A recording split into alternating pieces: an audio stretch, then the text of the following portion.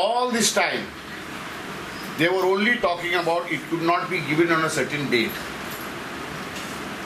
Never they spoke about the recovery of dues. It was when my lawyer filed another petition on the 21st of last month and the AG was served on 25th, that the first time the tourism minister said that he received a note from the Secretary of Tourism to say that the permission cannot be granted till the dues are paid. That was after they are aware of this petition came out. Otherwise, never they spoke.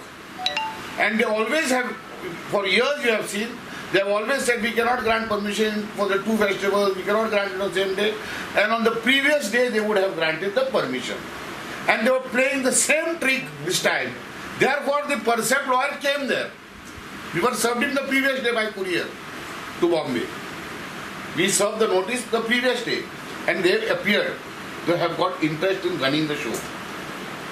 The question that I am making is that crores of rupees by this government, after a court have passed directions on the 15th of last year to do it expeditiously and preferably within 1 month, they have not moved an inch to recover that money.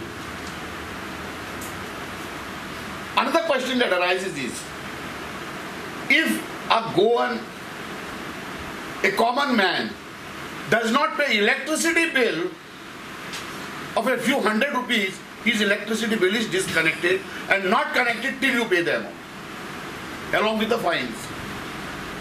Now this is the way this government is treating the bona fide citizens of this state. Whereas these big tycoons who come from outside, they are, but then what is the purpose of this? There has to be a purpose. The purpose is you fill my pockets, keep on sucking them. They have actually, this government, by trying to suck them to such an extent, has killed the goose that is laying the golden egg. The people were benefiting from this festival.